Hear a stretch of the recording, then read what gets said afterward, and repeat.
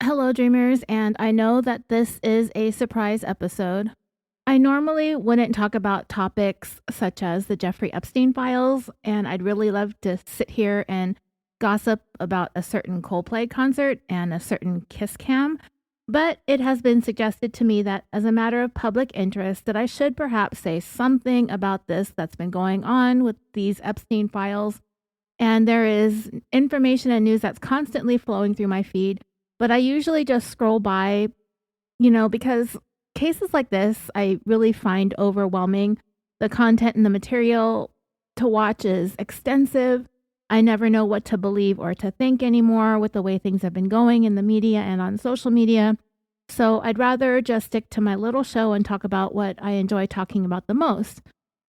But that being said, this is a sleepy time podcast for the most part, and I really feel like listening to someone drone on and on about whether or not to release the Epstein files sounds like it could have me out like a light. So I've decided to talk about what's been happening in the past few days and actually just go back into what has led into this because I've never really talked about Jeffrey Epstein on this show. And I'm going to do so without formulating any opinions, whether the debate is over the legalities of not releasing the files or if it's the politics. It's neither here nor there for me. But I do feel like there are probably some people, places, and things that might be contained in those files where transparency is at the heart of the issue. Are there things in those files that the public has the right to know? Probably. So that is mainly what I wanted to talk about today. But in order to talk about that, we have to talk about a lot of uncomfortable things. And I think it's time that I start getting comfortable with being uncomfortable, especially with this show. Everything that I'm going to talk about here, I got from the internet or the Associated Press, and just some published articles that I will cite at the end of this episode in the show notes, because I'm learning as we go along here as well. Perhaps I've been living under a rock and not paying as much attention to this whole Epstein clusterfuck, but when I get online and on social media for inspiration for my shows and future episodes, I can't scroll past Jeffrey Epstein fast enough, but I've decided to stop and talk about it. Epstein died by quote-unquote suicide 6 years ago. It will be on August 10th, 2019. But even though he's been dead for almost 6 years, it feels like his story is never going to die. He's referred to as an American financier and convicted sex offender. He got started with his scheming as soon as he entered the workforce in the mid-1970s as a teacher. Even though he wasn't qualified, nor did he have the educational background to do so, he managed to get hired as a math and science teacher, and that is when he began to display disturbing behavior towards female students at the school. Things like giving special attention to girls, attending parties that these kids would throw, things such as that, which is weird. And he didn't make any effort to hide the fact that he was showing interest in girls that were underaged. So this has been a pattern in Epstein's life for at least half a century. And mind you, dreamers, full disclosure here, this is going to be the dumbest, dumbed down version of this case that you're ever going to hear because I just don't want to give it the full attention that I do give to cases because of the sensitive nature of the topic. I don't like talking about this stuff. So this is a very, very, very abridged, basic version of what's been happening and what has happened. So after teaching, Epstein got into banking, and in that arena, he seemed to thrive, quickly working his way up as he was able to develop the ability to work effectively with high-level and complex clients. He eventually went on to launch his own financial consultation firm, where his main focus was to help clients who were bilked out of large sums of money to get their funds back. Epstein referred to himself as a high-level bounty hunter. It was around this time that Epstein began describing himself as some kind of special agent. He had a passport with fake names, one from Austria. He claimed Saudi Arabia as his residence, and on top of that, he was collecting wealthy, high-powered friends as he went along. Through the years, Epstein was able to form various financial firms, management companies, and corporations with a tremendous amount of success and making himself quite wealthy while he was at it. And as you know, there are always underhanded things going on in the world of finance, investment frauds, Ponzi schemes, and the like, but it seemed as if Epstein always managed to keep his hands clean and stay away from trouble in that sense. In the 1990s, as Epstein acquired more clients and wealth, he began to hold positions or be given power and responsibility at some of the companies he represented, and he also began to base his firms in the Virgin Islands in order to reduce his tax liabilities while still being able to be intimately involved in the American banking system. Epstein also invested or tried to invest in various media publications, both in print and online, and in the 2000s, he began investing in hedge funds. And he was also closely involved and invested with Bear Stearns, which is one of the first companies to collapse leading into the Great Recession of 2008. Epstein is known to have lost a significant amount of money during this time, while at the same time, the United States government began an investigation into him. And like I said, I'm really giving you the dumbed down version of this story, so I'm sorry. The world of finance is a super foreign language to me. And while Epstein was being investigated by the feds, it did have something to do with financial improprieties, but it definitely had something to do with looming charges involving child sex abuse. But his attorney managed to get him a pretty decent sweetheart deal, supposedly involving Epstein dishing on some of the managers of the failed hedge funds and companies that flopped during the recession. But it's something that at least one of his attorneys has denied, that he wasn't spilling or dishing on anybody to get that deal. I don't know. The truth is, I guess, fluid.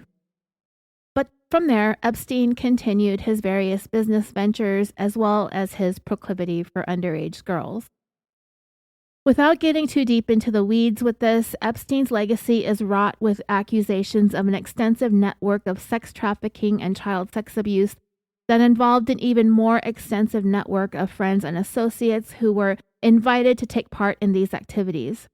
Epstein was known to have installed video cameras throughout his various homes and properties in order to have a record of said network of friends and associates, prominent individuals, celebrities, politicians, royalty even, as he did so in order to be able to use those recordings as leverage or blackmail, if you will. And along the way, Epstein was assisted in all of this by his longtime girlfriend and companion, Ghislaine Maxwell, who was now a convicted sex offender sentenced to 20 years in prison for her role in Epstein's sex trafficking and conspiracy. Ghislaine Maxwell was not only aware of what Epstein was up to, she helped to procure young women for him. She was very much in the know, and she was well aware of all of his properties having cameras that memorialized these illegal activities for Epstein to use as he saw fit. When Epstein's homes were raided anytime after 2006, extensive surveillance systems were uncovered. He had what was described as a media room where Epstein had staff that monitored the cameras. One witness even described what she saw on the screens, and the only things the cameras were trained on, she said, were the beds and the toilets. Come to find that Epstein would use the lure of young girls in order to win favor with powerful, important people, but also to acquire material to use against those same individuals for blackmailing purposes. A treasure trove of CDs and DVDs were found when Epstein's New York home was raided that would have the same names of whoever was on the disc next to the word young. And it's been said that Epstein told a reporter off the record that he had the goods on so many powerful people, the sexual activities that they were engaged in, and the drugs that were consumed. The first of Epstein's problems with underage girls began down in Palm Beach, Florida, when the parents of a 14-year-old filed a report with law enforcement that their daughter was brought to Epstein's mansion, where she was given $300 to perform a striptease and to give Epstein a massage. She reported that when she left his home, all she had on was underwear. An investigation was launched, but Epstein was treated with more leniency than your average everyday child sex abuser, the news of which became public when the Palm Beach police chief at the time publicly called out the prosecutor assigned to the case for his handling of Epstein and requested that the FBI step in, which they did. The investigation would uncover a plethora of damning evidence that showed these weren't just accusations. The stuff had been going on for quite some time. Dozens of those underage victims would later be found eligible for restitution for the crimes committed against them inside Epstein's home. By 2018, an investigative journalist with the Miami Herald would identify upward of 80 victims, and that journalist tracked 60 of them down, and they all pretty much told the identical story. There were victims as young as 12, victims flown into Florida from South America, from Europe, and a variety of former Soviet countries. Epstein had even brokered a deal with at least one modeling agency tasked with providing him with young girls. Epstein was arrested on July 27, 2006 in Palm Beach, but he eventually was given a non-prosecution agreement where he was granted immunity from federal prosecution related to any of the charges that he was facing, and there were a lot. This effectively shut down the FBI's investigation into the sex trafficking and abuse. The documents were later sealed, and that in and of itself was going against federal laws that are in place meant to protect victims. The victims in Epstein's case would not be informed of this deal. Later on, the U.S. attorney on the case, Alexander Acosta, when questioned about the deal, he said that he was simply told that Epstein belonged to intelligence, was above his pay grade, and to leave it alone. Epstein ultimately pled guilty to 2 prostitution charges. He served 18 months, was made to register as a sex offender, and ordered to pay restitution to dozens of victims. Later on, a federal judge did find that the victims' rights were violated by prosecutors in Florida.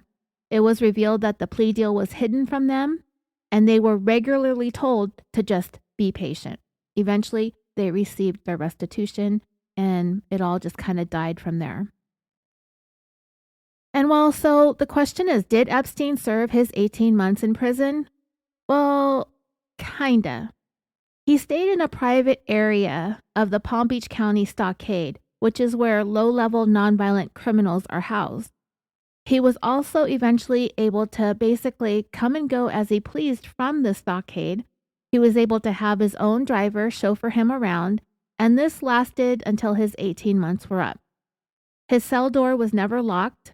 He was given access to an attorney meeting room where they actually went out of their way to get him a TV in there to watch. The deputies who guarded him, they wore suits instead of uniforms, and he had guests who were able to quote-unquote check in at the front desk to visit him when they wanted. Those visit logs were subsequently destroyed. When Epstein was released on probation, he pretty much received that same red carpet treatment during that period of time as well. He was free to travel and was not made to keep up with his 90-day check-ins, and all of this has been labeled as the deal of a lifetime, and I don't think anyone involved in handling Epstein with kids' gloves is ever going to be able to live that down, as it continues to be a contentious topic to this day. When Epstein was arrested again in 2019, in the hashtag #MeToo and post-MeToo era, that Florida prosecutor, Alexander Acosta, by then he was the Secretary of Labor. As soon as Epstein was arrested, this guy resigned 13 days later. What followed was all of the evidence laid out in Epstein's federal indictment. Just tons of stuff involving sex trafficking and underage girls. He was facing all sorts of charges, and he wasn't going to get the slap on the wrist that he received in 2007. Also came a flood of lawsuits filed by many of his victims. On July 18, 2019, Epstein was denied bail. 3 weeks later, Epstein was found dead in his cell. In January of 2024, a list of 90 names was released. It's been referred to as Epstein's list, and I have not looked at this list until now. 4 of those names were redacted, and those are the 4 that I would love to know who they are. But let me tell you who some of those who are on the list. I'm not familiar with many of the names, so I'm just going to go with the ones that kind of stand out to me. First, there's Ghislaine Maxwell. We already talked about her. She was Epstein's longtime girlfriend and conspirator. She's been convicted of sex trafficking and conspiracy and is currently serving 20 years in prison. Virginia Giuffre, I think that's how you say it, is one of the names on the list. She was in that infamous picture with Epstein, Ghislaine Maxwell, and Prince Andrew. At the time that picture was taken, I believe she said she was 17. She died by suicide this year on April 25th, 2025. Australian actress Kate Blanchett is on the list. There's a high-powered attorney that I've talked about in the past, but I can't remember what case I talked about him in. His name is David Boies. He's on the list. Fox News broadcast journalist Laura Booth is on the list. Supermodel Naomi Campbell was on the list. Epstein apparently attended her birthday party in 2001, but she has since denied knowing anything about anything that he was involved in. Bill Clinton, former president, is mentioned several times and is alleged to have traveled to places and rumored to have participated in these activities with Epstein, although these are just allegations. David Copperfield, the illusionist and apparently a friend of Epstein, he was a frequent visitor to Epstein's Florida mansion, but he's never been accused of anything. Alexandra Cousteau, the granddaughter of oceanographer Jacques Cousteau, no mention of any wrongdoing on her part, but her name is on the list. Actress Cameron Diaz, same thing. She quickly, publicly denied knowing, meeting, or even being in the same room as Epstein. Leonardo DiCaprio, also an actor, is named on the list, but it seems that it might have been a part of Epstein's hobby of name dropping. He's never spoken out that I know of about his name being mentioned. Another name on the list is Alan Dershowitz. I know him because he represented that other guy that did that shit, O.J. Simpson. He's the one who brokered the plea deal for Epstein in Florida. Former Vice President Al Gore is on the list. Virginia Giuffre said that she had dinner with a large group that included Al Gore and his wife, but nothing notable happened with him that she ever mentioned. Stephen Hawking, the physicist, has been suspected of being involved in sexual encounters with several underage girls, but nothing has been proven against him. Michael Jackson is mentioned in Epstein's list. He is said to have visited Epstein's home, but never engaged in any wrongdoing. Filmmaker George Lucas is on the list, but there's no known connection between him and Epstein. There's no wrongdoing that he's been accused of. And again, it's probably just more name dropping. Actor Kevin Spacey is also mentioned. He traveled to Africa in 2002 with Epstein and Bill Clinton, but he denies a real personal connection. And he's been calling for the full release of the documents. Actor Bruce Willis is named in the document. And this is only one where it's been suggested that there was a potential romantic relationship between Epstein and Willis. I'm not sure. That came up on a Google search, but I don't know. It doesn't seem that was Epstein's thing, you know? And then, of course, there was Prince Andrew. All you got to do is watch the 60 Minutes Australia interview with Emily Matlis to see what a debacle that turned into. It's actually kind of fun. And Donald Trump, of course, is on the list. He was a friend of Epstein's. Their friendship dated back to the 1980s. Epstein even said that Trump was one of his closest friends. Trump has called Epstein a good guy or whatever, a good friend. And if there is no wrongdoing on Trump's part to be concerned with in terms of the sex trafficking and the underage girls, then I don't know what the holdup is with the release of this 900 and something pages of documents that's been making the news this past week. He doesn't seem to be all that concerned. He's just like, there's nothing in there. I've not been told anything, but there's nothing in there. I don't know. He's just kind of deflecting.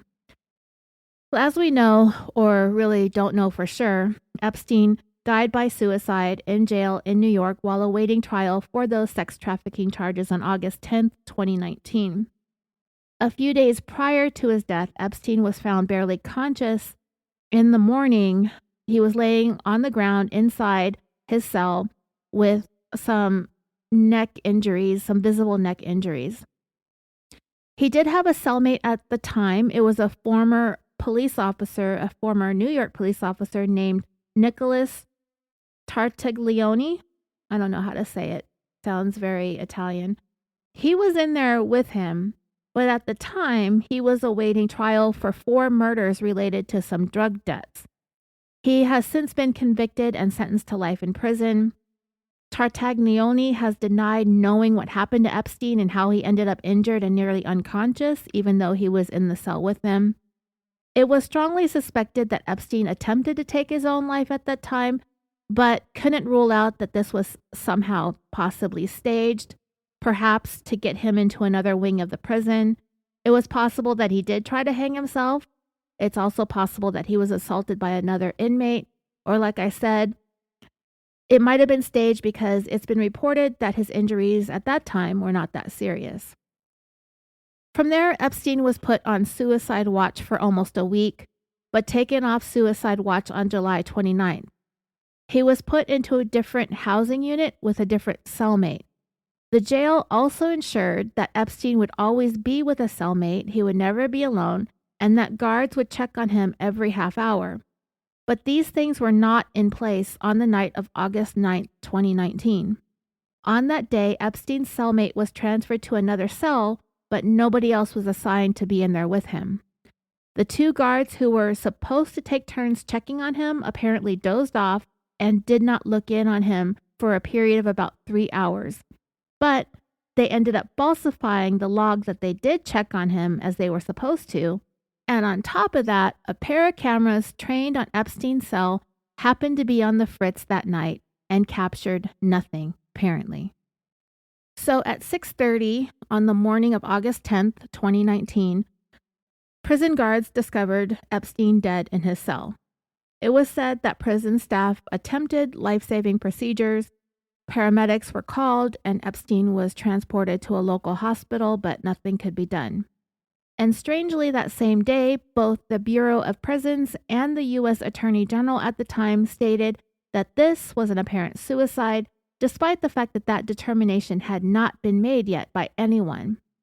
And even though several years later, the Department of Justice investigation into the death found all sorts of misconduct, negligence, and job performance failures were at play at the jail related to Epstein's death, it denied that his death was anything but a suicide, but that notion has been at the center of public debate ever since. Even as recent as May of 2025, the deputy director of the FBI said that surveillance footage from the evening of Epstein's death showed that he was alone in his cell the entire night, and that is supposed to confirm the ruling of suicide and that that is the correct ruling. However, there is evidence that that footage is missing about 53 seconds, and forensic analysis has determined that that footage had been tampered with. So despite the fact that all the people and entities that matter in the case have said it's a suicide, case closed, the autopsy report has me leaning more towards this not being a suicide. The FBI, the Department of Justice, the jail officials, everyone can say till they're blue in the face that Epstein took his own life. However, his injuries seem to be a little bit more severe than one might be able to inflict upon themselves. I am not a doctor. I am no medical expert. I don't know what Epstein had available to him in order to cause all of those injuries to himself, allegedly. But it is said that Epstein likely threw himself off the top of the bunk beds, which is what could have or would have caused the injuries that he sustained aside from the strangulation injuries. Epstein had multiple broken bones in his neck, among them the hyoid bone. The hyoid bone can be broken if someone jumped from a height with a rope around the neck, but it is more common for the hyoid bone to be broken by way of being strangled by someone else. However, Epstein's age could also be taken into consideration. Bones are more brittle as we get older, including the hyoid, which may explain how he would have been able to break it if and when he hanged himself. But a hanging, according to renowned forensic pathologist Cyril Wecht, would not have been able to explain why the other bones in his neck were broken. Epstein's brother, Mark Epstein, hired forensic pathologist Dr. Michael Baden to investigate the suicide claims independently. He was there when the autopsy was performed on August 11th, so he had the wherewithal and the forethought to know that he'd better get somebody in there that he is paying for to watch this autopsy. A lot of times people hire experts after the fact. I think this is actually the first time when I've heard a family member hired somebody in advance of the autopsy and actually was able to have that doctor in the room while the autopsy was being conducted. So Dr. Michael Baden was in the room and he watched as the autopsy was conducted. And he has since said, he said a couple months after the autopsy, that the doctor who performed the autopsy was not the one who signed off on the final determination of suicide. He told the Law and Crime Network that he had a different opinion about this being a suicide, but as soon as it was ruled as such, the investigation into Epstein's death came to a screeching halt. Dr. Baden observed the autopsy and said that the doctor who did conduct it felt like there wasn't enough information just yet to rule it a suicide, and she left it, quote, pending further study. And further study being things like speaking to the warden, to the prison guards, getting DNA evidence from the cell, potential evidence from Epstein's body, particularly evidence from the ligature.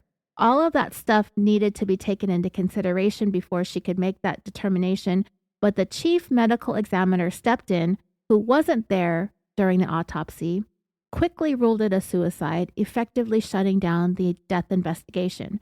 But this whole thing is really supported by the fact that the severe injuries to Epstein's neck, those 3 fractures, those are more indicative of a homicide rather than a suicide. And Baden said to Law and Crime, quote, to have 1 fracture is unusual in a hanging. To have 2 is rare. I've never seen 3 fractures in a suicide hanging. And this man is speaking from 50 years of experience. And so with Epstein's death being ruled a suicide in the light of the information we have regarding the missing cellmate, the sleeping guards, the malfunctioning cameras, and the injuries being too severe to be self-inflicted, it has caused a great deal of mistrust among the public in terms of all things Epstein related. Conspiracy theories have run rampant ever since. There have been countless civil lawsuits filed. There have been numerous federal investigations, not to mention the media digging around as much as it possibly could to try to uncover the truth. And what we are left with is a whole bunch of new details and information regarding the activities Epstein was involved in, the sex trafficking, the underage victims, and Epstein's high-powered, high-ranking, prominent and wealthy associates. Epstein's longtime girlfriend and co-conspirator was tried and convicted of her role in the sex trafficking since his death, but there are still lingering questions about just how extensive Epstein's network of conspirators, enablers, and participants actually was. And at the heart of it all is the desire to make sure justice is served where it needs to be served, no matter who else is on Epstein's list or in his documents. During his last campaign for president, President Trump made a promise to make public the files that the FBI has accumulated related to the Epstein case. But the Department of Justice has stepped in and said, no way. So it's left the public even more disgruntled and disenfranchised with this whole mess. And the mistrust in the government and the lack of transparency is growing at a breakneck pace. So the list of people released in January of 2024 were just names mentioned in some files. The files are at the center of this most recent firestorm involves an alleged client list of Epstein's. A list that, if it actually exists, is believed to contain the names of prominent individuals, politicians, celebrities, business people, and the like. And some of them have said to have been blackmailed by Epstein himself, with him using their supposed involvement in his sex trafficking enterprise against them. The demand for the release of the documents has been going on for years, and Trump used their release to further his presidential campaign. But Trump's administration has gone on record to say that no such lists exist, and that it is something that was completely conjured up by political rivals, even though Trump's own attorney general said at a press conference in February that she has the list on her desk. Maybe she spilled her coffee on it. Maybe she accidentally dropped it into the paper shredder or into an incinerator. Maybe the files destroyed themselves. What we do know is that we've been told that the Justice Department was taking a close look at a quote-unquote truckload of evidence that has not yet been made public. And to that, I wonder, what truckload of evidence? Didn't Trump and his administration say that these files didn't even exist? Who are we to believe? Well, whatever the case, I feel like it's something that no matter the politics of it or of any of us, because I am really not that interested in politics one way or another, I do think that most of us can agree that there should be transparency with something such as this. When we've got some very powerful, wealthy, and influential people that should and could be potentially held accountable for their own involvement in the sex trafficking, including illegal sexual contact with children. That is really the only thing that I'm concerned with, and that's the only reason I'm speaking out. If there are people out there that were involved and partook in this, and even worse, possibly were captured on surveillance abusing children, then they need to be held accountable. And as a matter of public safety, I feel like we have the right to know. We need to know. If I go onto my computer and look up registered sex offenders, then all of them, the billionaires, the celebrities, the politicians, the royalty, all of them need to be held to the same standards and laws as everybody else. And I think we all have the right to know who they are. When you sexually abuse children, you lose your right to privacy no matter what. I've not covered that many child sex cases or even high-profile cases that don't even involve children on Killafornia Dreaming very often. It's not a topic that I really want to spend time researching. And you know how I really go deep when it comes into the details of a case, and this is something that I don't want to discuss, especially if it's a high-profile case involving well-known individuals such as R. Kelly, P. Diddy, even Jeffrey Epstein. I haven't covered him. I may have brought him up in the joking about his suicide, non-suicide in the past, but I just don't like cases like this. I shy away from them. And besides, there are a million YouTubers out there talking about these cases all the time. It's a space that is saturated, and I don't feel like I have anything to add to it. But in this case, with the potential of child sex abusers not being held to account for their behavior, it bothers me, so I'm throwing in my 2 cents here. And while none of us like being lied to by the powers that be, all of this lack of truth and transparency does fuel the public mistrust and propagates conspiracy theories about Epstein being murdered and there being this list of clients and that the government is hiding it from us. Not just the names, but other evidence, including videos of these crimes being committed. Trump promised that he would have the Epstein Files declassified, yet here we are, with Trump in office and him saying that the files don't exist, even though they were apparently on his attorney general's desk, but they don't exist. And the Justice Department is reviewing truckloads of evidence that apparently also doesn't exist. I mean, come on. Politics or no politics, this bullshittery is next level. And lost in all of this back and forth are the countless victims that were harmed along the way, while Epstein and his rich, powerful friends use the world as their playground. So, if you ask me, Trump really needs to pay up on his promises. Whatever any of us thinks of the guy, somebody needs to hold him accountable for the things that he says. And to me, this one's important. In February, Attorney General Pam Bondi said that the files were on her desk. So, what's up? She said she's been directed by Trump to review them. A few days after that, she said the Justice Department planned on publishing names and flight logs. And it's been crickets ever since, at least in terms of information that's going to be released to us. There's been a lot of outrage everywhere else, but nothing is happening. At the end of February, some influential conservatives were invited to the White House, and they all were given folders that said, "The Epstein Files, Phase 1 Declassified." This excitement over the looming declassification soon turned into outrage once again when they realized that those binders contained content that had mostly already been made public. Attorney General Bondi took the heat for that one. Then, a couple of months ago, in May, Bondi stated that there were tens of thousands of videos of Epstein abusing children or in possession of materials depicting child sex abuse, which only furthered the notion that prominent, influential, and powerful individuals were still being protected, and that whole phase 1 declassification bullshit was nothing more than a stalling tactic in order to allow for further cover-ups and protections of said individuals. But Bondi dug her heels in and said that this was a brand new administration and everything is going to be out in the public domain. Eventually. Maybe. Maybe not. We'll see. We're still waiting. So then it would be the breakup of the year that reignited the furor, the brouhaha, if you will, over the Epstein Files, when the bromance between President Trump and Elon Musk imploded faster than a build-your-own submersible headed for the Titanic. Once those two started to get him up by way of social media fisticuffs, the gloves were off. Elon said some mean things about Trump's budget, and then Trump fired back and threatened to take away some of Elon's toys and put him in a timeout. And Elon was like, well, I'm going to go make new friends and have my own party that you're not invited to.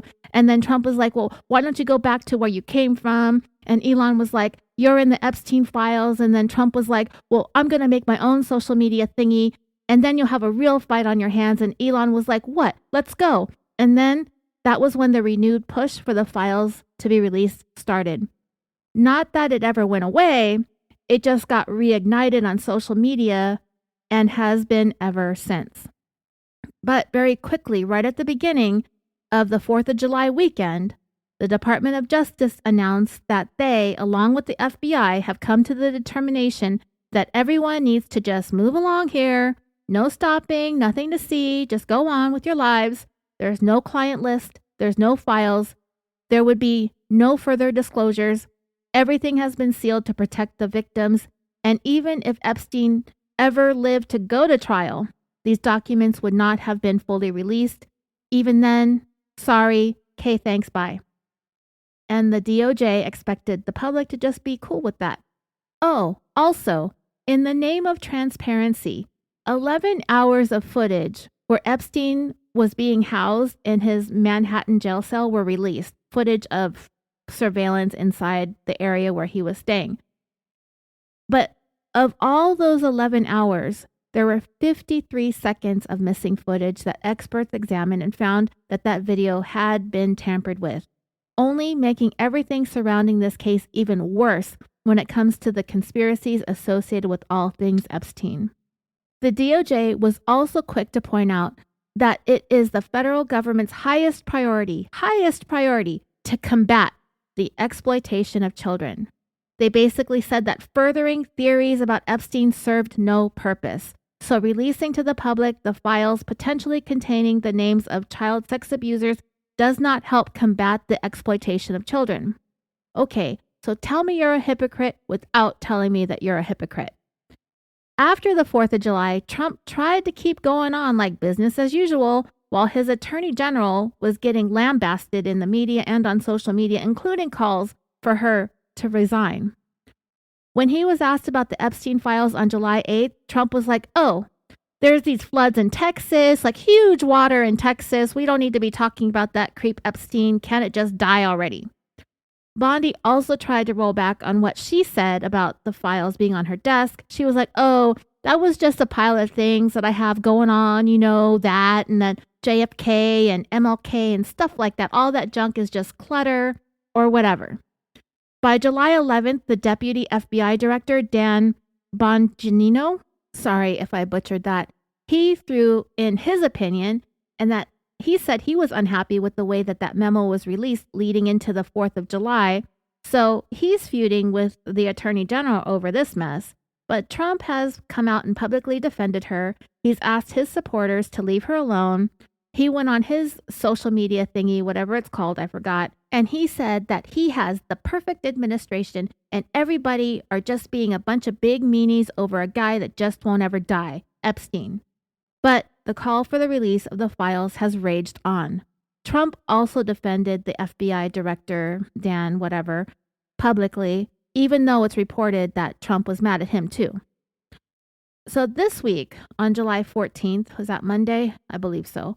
House Minority Leader Hakeem Jeffries said at a news conference that there could be only two things going on with these Epstein files. One is that Trump, Bondi, and all their people have lied for all these years about Epstein, or there has to be some reason for the public to be worried about what information isn't being released, that it could be damaging to the Trump administration, his friends, his associates, his allies, his billionaire buddies, and all of his supporters. And the things that we know Epstein was propagating, child sex abuse and sex trafficking, all of this is part of a massive cover-up. And if there is something being hidden, it is up to Congress to get to the truth on behalf of the public. After that, calls for the immediate declassification of the Epstein Files ramped up, but this renewed push for the declassification was blocked by the House and has been marred by infighting amongst Trump supporters. Another amendment to the act to release the documents was introduced later that same evening, which was also blocked.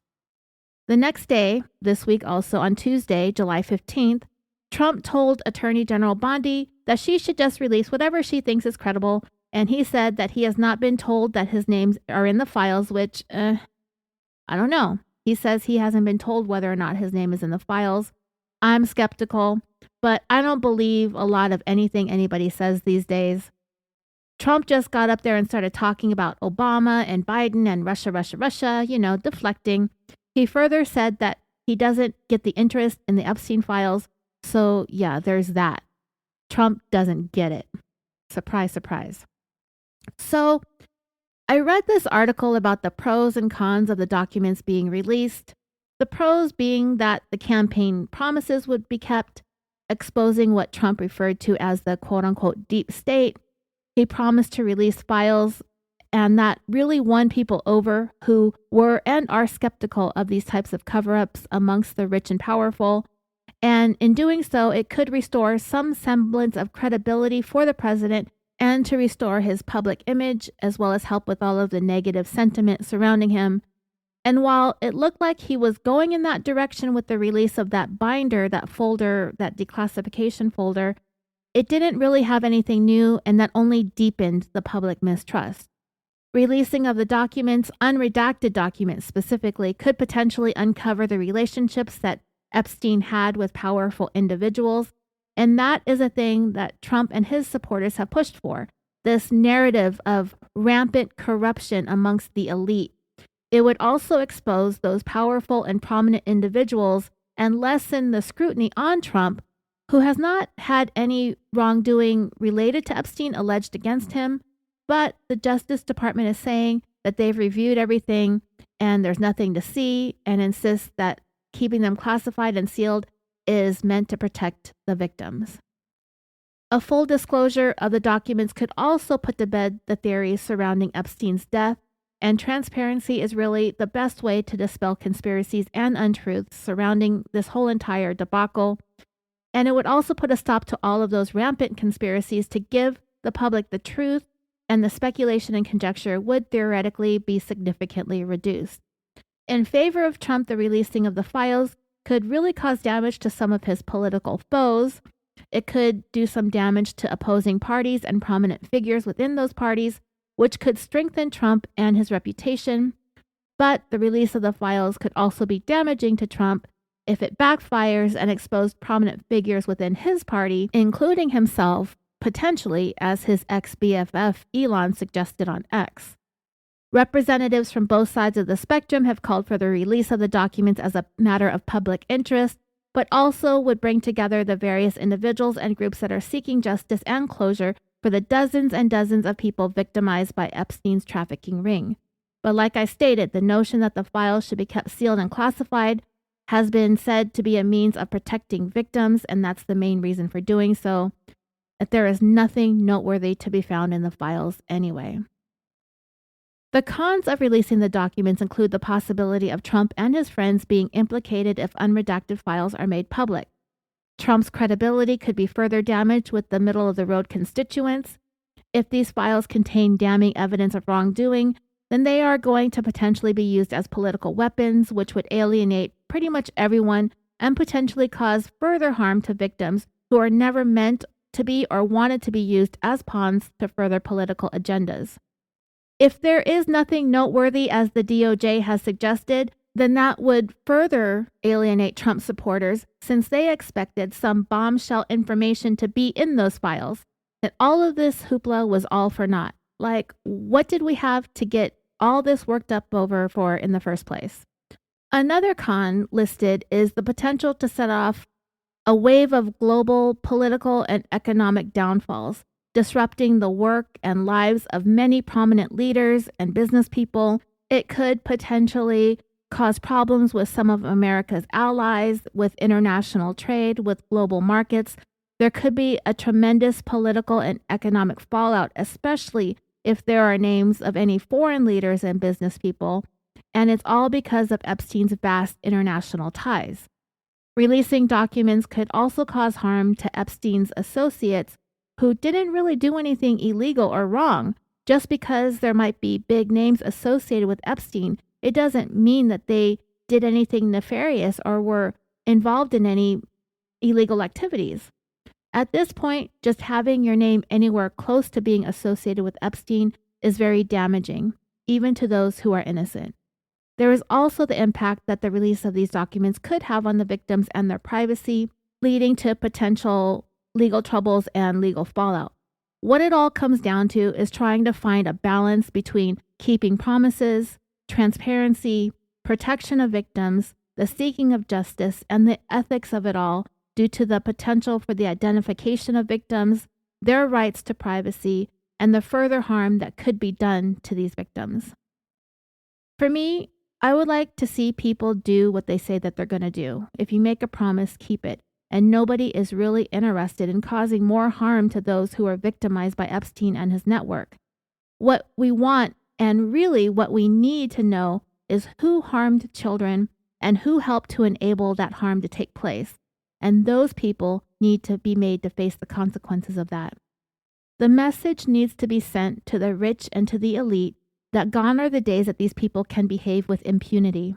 The climate has forever shifted, and the government frankly needs to catch up and get with it. It is not a good look, this protecting of child abusers, not a good look at all. And I don't give a shit what side of the political spectrum any of these people are on. People who harm children need to be exposed, period. And that, my friends, is all I have to say about Epstein and his files. Thank you all so much for listening. Take care, be safe, and sweet dreams.